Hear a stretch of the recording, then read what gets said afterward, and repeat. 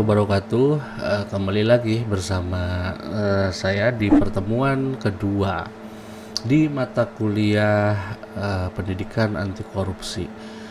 Nah, jika yang belum nonton materi pertama, silakan tonton dulu materi pertama ya, di pengantar korupsinya seperti apa gitu, definisi korupsinya seperti apa, agar nanti berurutan pemahamannya, jadi tidak berceceran gitu ya. Jadi biar runut lah gitu ya dari awal sampai akhir gitu. Kemudian saya juga ingatkan bahwa silakan untuk mengisi absen untuk yang mengambil mata kuliah pendidikan anti korupsi. Linknya saya cantumkan di deskripsi. Dan jangan lupa juga nanti di akhir video ini saya nanti akan share link untuk evaluasi pertemuan kali ini. Oke, di pertemuan kedua kali ini saya sudah punya slide.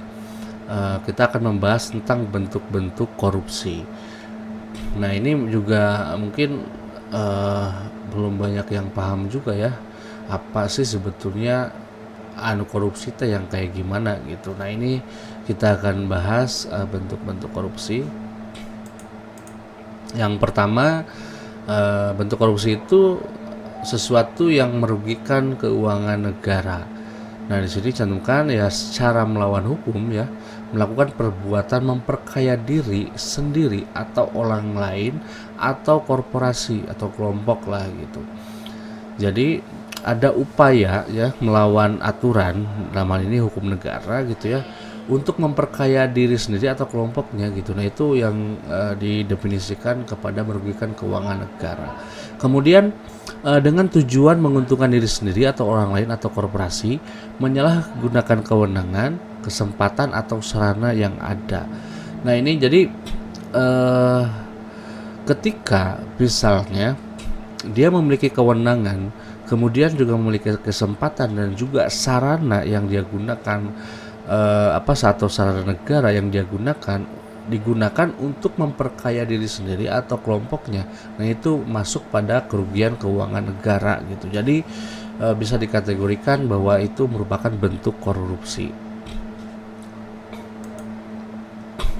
Kemudian yang kedua itu ada suap menyuap. Nah, ini yang masuk suap menyuap itu apa sebetulnya?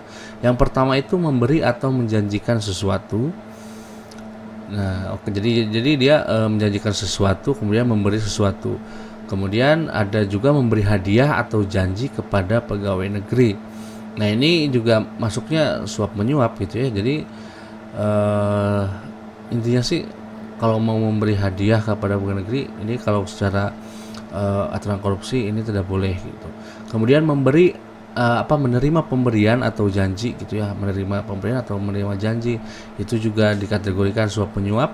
Kemudian memberi atau menjanjikan sesuatu kepada hakim, nah ini juga tidak boleh karena ini masuk kategori suap menyuap. Kemudian memberi atau menjanjikan sesuatu kepada advokat kita atau kuasa hukum juga itu tidak boleh gitu. Secara peraturan itu tidak boleh karena ini masuk pada suap menyuap. Kemudian hakim yang menerima hadiah atau janji. Nah, ini juga bukan hanya secara etika hakim ya, tetapi juga secara aturan korupsi itu tidak boleh seorang hakim menerima hadiah atau janji gitu ya. Selanjutnya yang ketiga ada penggelapan dalam jabatan. Nah, yang masuk kategori penggelapan dalam jabatan ini dia menggelapkan uang atau surat berharga yang disimpan karena jabatannya gitu ya. Jadi ada uang yang dia sembunyikan atau surat berharga gitu ya, karena dia memiliki atau mempunyai posisi jabatan gitu ya. Nah, itu juga masuk dalam penggelapan dalam jabatan. Kemudian ada selanjutnya memalsukan buku-buku atau daftar yang khusus untuk pemeriksaan administrasi.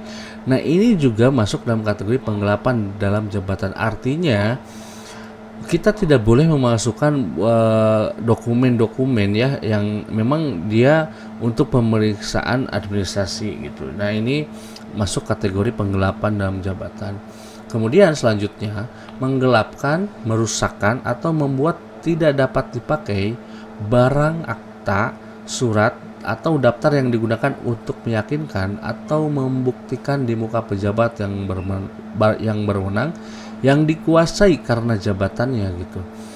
Ini hampir sama dengan yang di atas ya, dia menggunakan dokumen ya, memasukkan dokumen. Ini dia bisa menggelapkan, artinya menyembunyikan juga, kemudian bisa juga merusakkan atau barang pemerintahnya itu dibuat dengan sengaja untuk tidak bisa dipakai gitu ya, sehingga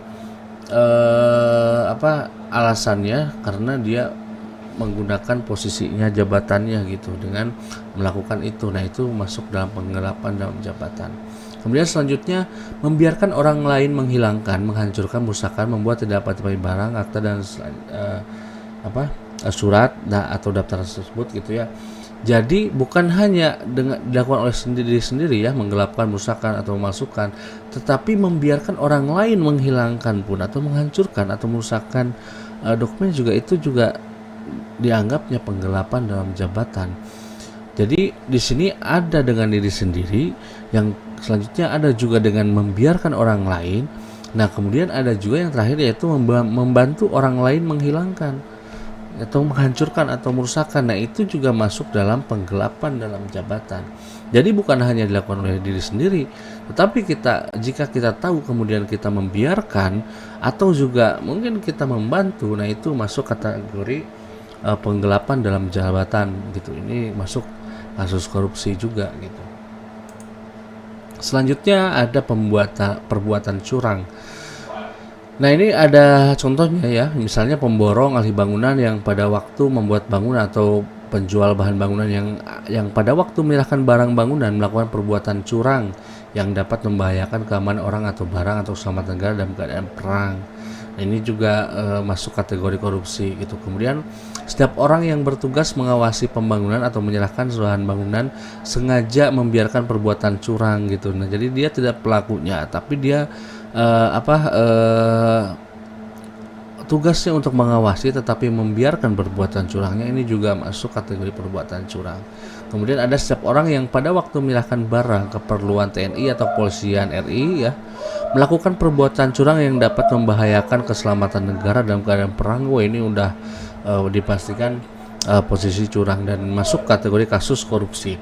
Kemudian setiap orang yang bertugas mengawasi menyerahkan barang keperluan atau kepolisian melakukan perbuatan curang dengan sengaja membiarkan perbuatan curang juga, ini juga sama gitu.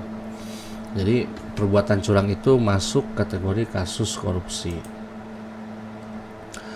Kemudian ada benturan kepentingan dalam pengadaan. Nah, ini juga masuk dalam kasus korupsi. Misalnya pegawai negeri atau penyelenggara negara baik langsung maupun tidak langsung dengan sengaja turut serta dalam pemborongan. Jadi itu masuk kasus korupsi. Tidak boleh misalnya seorang penyelenggara negara atau pegawai negara itu terlibat dalam pemborongan, kemudian pengadaan atau persewaan yang pada saat dilakukan perbuatan untuk seluruh atau sebagian ditugaskan untuk mengurus atau mengawasinya.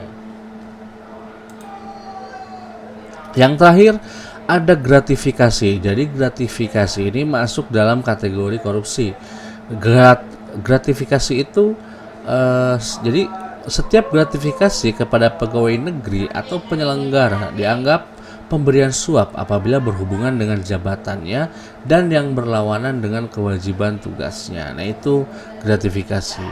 Nah, jadi di sini jika kita sudah mengetahui bagaimana bentuk-bentuk korupsi ini, kita bisa tahu dan juga lebih waspada gitu untuk melakukan banyak hal gitu ya. Jadi tidak lagi kita tidak tahu ternyata kita niatnya memberi hadiah kepada seseorang gitu, tetapi seorang itu memiliki jabatan. Jadi seharusnya aturan korupsi ini tidak boleh, karena nanti bisa masuk kategori gratifikasi juga gitu. Oke, di pertemuan kedua kali ini untuk mata kuliah pendidikan anti korupsi dicukupkan sekian. Mudah-mudahan bermanfaat. Jangan lupa yang belum absen silakan absen dulu. Linknya saya sertakan di deskripsi, dan jangan lupa untuk melakukan evaluasi pertemuan kedua di mata kuliah pendidikan anti korupsi kali ini. Mudah-mudahan bermanfaat. Wassalamualaikum warahmatullahi wabarakatuh.